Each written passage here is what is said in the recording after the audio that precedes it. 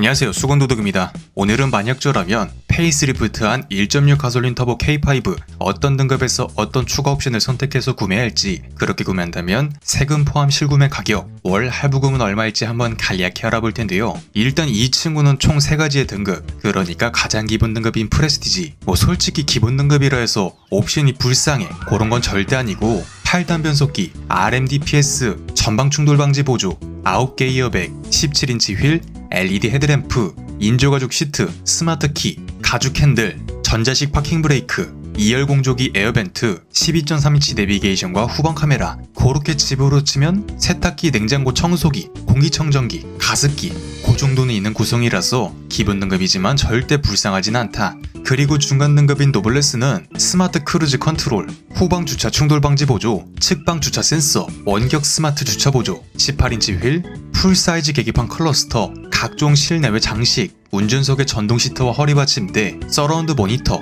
후측방 모니터, 레인 센서, 디지털 키, 프로토 에어컨, 요렇게 차값이 세금 포함 약 420만원 늘어나지만 중간 등급에서 얘네들을 다 기본으로 넣어줘? 약간 애매한데 후측방 모니터나 디지털 키, 서라운드 모니터, 적어도 K5 중간 등급에서 기본으로 넣어줄 만한 옵션은 아닌데 생각이 들던 구성이고요. 노블레스보다 한 등급 윗등급인 시그니처는 후측방 충돌 경고, 후방 교차 충돌 방지 보조, 프로젝션 헤드램프, 밑등급들에선 블랙 혹은 마션 브라운 인테리어만 선택할 수 있었는데 최고 등급 시그니처에서만 샌드 인테리어 선택 가능. 또한 기존 인조가죽에서 천연가죽으로 동승석 편의 옵션, 메모리 시스템, 전동 트렁크, 그런 친구들이 추가되었는데, 원래 페이스리프트 이후 차량들은 중간 등급의 가성비가 상당히 좋아야 되는데 예를 들어서 그랜저의 르블랑 같이. 하지만 이 K5는 중간 등급에 약간 사치성 옵션을 기본으로 다 넣어주면서 차값을 부풀리게 했다, 그런 느낌이 안 들 수 없고요. 420만원 차이는 솔직히 적지 않은 차이기 때문에, 그러니까 기본 등급 프레스티지는 할인 제외 세금 포함 약 3,050만원,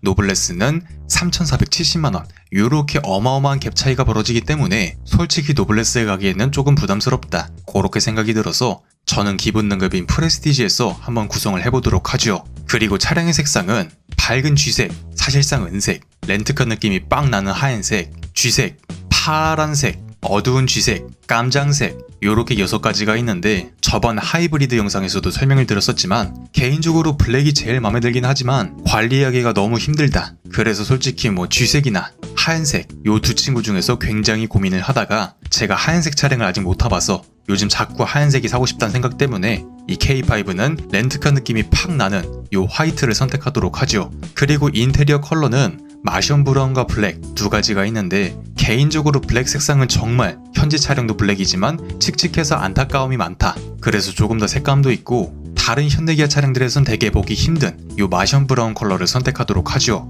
이제 이 친구에서 선택할 수 있는 추가 옵션도 바로 한번 알아보겠습니다.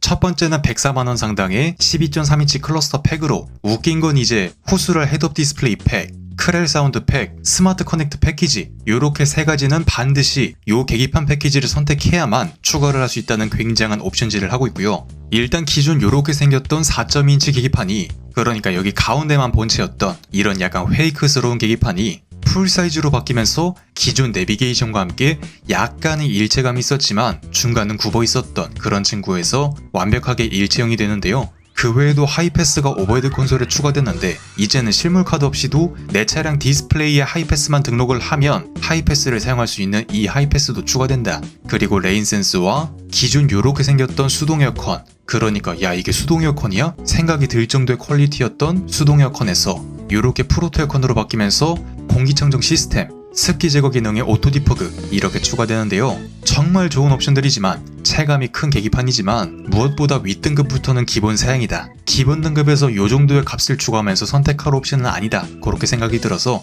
요 친구는 패스하도록 하죠. 그럼 당연히 후술할 3가지의 옵션도 선택할 수 없지만 설명은 해드리도록 하겠습니다.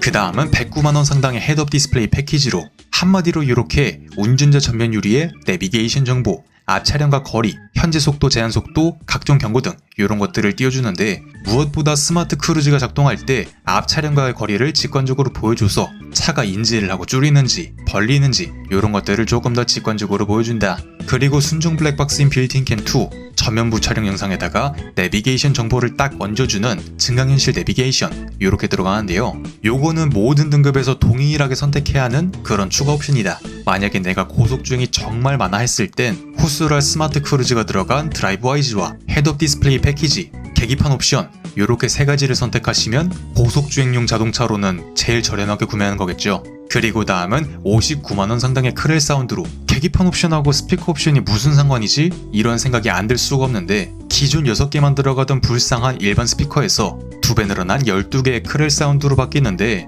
제가 항상 말씀드리지만 차량의 전력 한계상 아무리 좋은 스피커가 들어가도 그러니까 1000원짜리 트위터 스피커랑 20만원짜리 트위터 스피커랑 대단하게 음질 차이가 나지 않는다. 그런 점은 분명히 있는데 적어도 개수가 6개에서 12개로 2배가 되는 건 또 다른 얘기죠. 또 1.6 터보 한정으로 차량 실내의 가상 배기음을 들려주는 액티브 엔진 사운드도 들어가는데 많이 이질감이 있긴 하지만 가끔 쓰기에는 나쁘지 않다. 재미는 있다. 요것도 모든 등급에서 동일하게 선택해야 하는 추가 옵션 취향에 맞춰 선택하시면 되겠죠.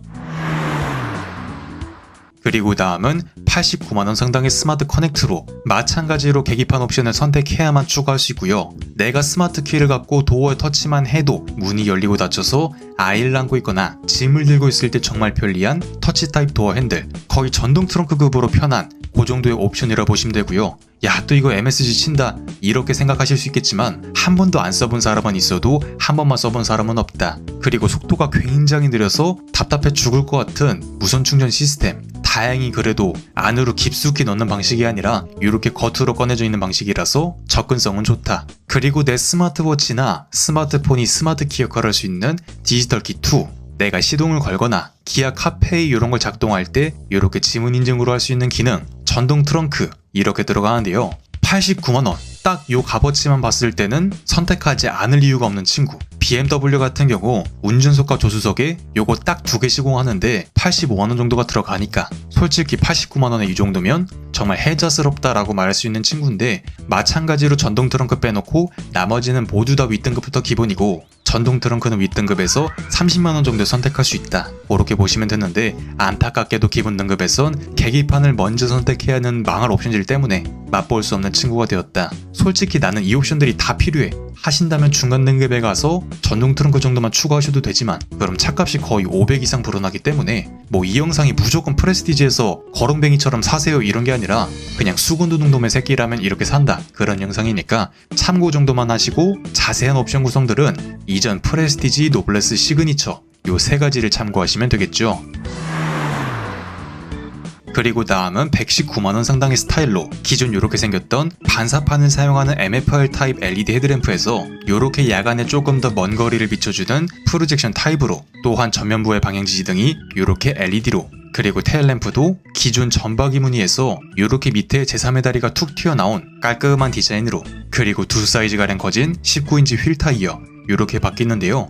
K5의 꽃 디자인 옵션이라 볼 수 있는데 요거는 구성이 약간 바뀌긴 하지만 모든 등급에서 선택해야 하는 추가 옵션 그렇게 보시면 되는데 솔직히 전면부는 똑같이 하얀색이고 실체감은 뭐 테일램프나 휠 이렇게 두 가지인데 옛날에는 이런 거 진짜 좋아했거든요. 스타일 옵션이나 막 꾸미는 옵션. 근데 지금 차량도 튜닝을 다 해놓고 이것저것 다 바꿔놓고 하니까 다 부질없구나 생각이 들어서 뭐 중간 등급처럼 70만원 상위 등급처럼 30만원 이런 것도 아니고 120만원 정도면 기본 등급에서 선택하기에는 약간 무리가 있다 생각이 들어서 패스하도록 하죠. 하지만 만약 본인이 나는 이거 넣을까 말까 한다면 꼭 선택하시는 것이 나중에 후회할 일 없다.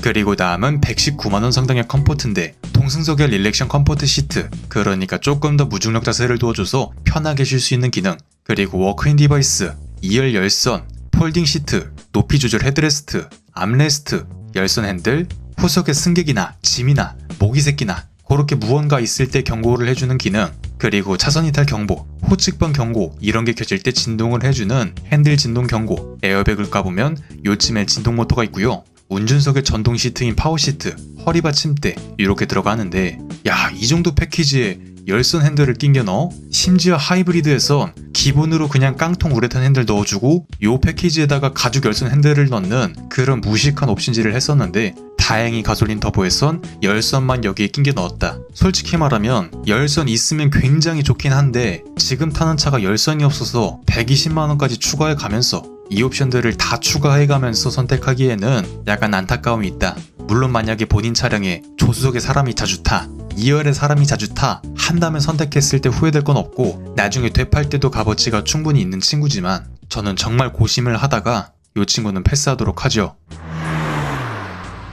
그리고 다음은 74만원 상당의 드라이브 와이즈로 기존 차량과 보행자 자전거까지만 인지하던 전방 충돌 방지 보조가 이제는 내가 좌회전할 때 맞은편에서 오는 교차로 대항차와 정면 대항차 그렇게 두 가지를 더 인지하고 기존 일반 크루즈가 스마트 크루즈로 바뀌면서 막히는 길에서도 알아서 가다서다 한다. 그리고 내비게이션이 기본이기 때문에 내비게이션 기반 스마트 크루즈, 그러니까 고속도로 곡선 구간, 카메라 단속 구간에서도 알아서 감속을 한다. 또한 차로 중앙을 조금 더 잘 지키면서 달리게 해주는 고속도로 주행 보조, 또 내가 주행할 때는 후측방에 있는 차량을 경고까지만, 내가 출차할 땐 경고 후 제동까지, 그리고 내가 후진할 때 좌우에서 오는 차량을 경고 후 사고 위험 시 제동까지 도와주는 후방교차 충돌 방지 보조, 안전하차 보조, 내 차량에서 사람이 내리려 할 때 차량이 접근 시 문까지 잠궈주는 안전하차 보조, 이렇게 들어가는데요. 야, 이 정도의 옵션이 100만원대도 아니고 74만원, 요거는 말이 안 된다.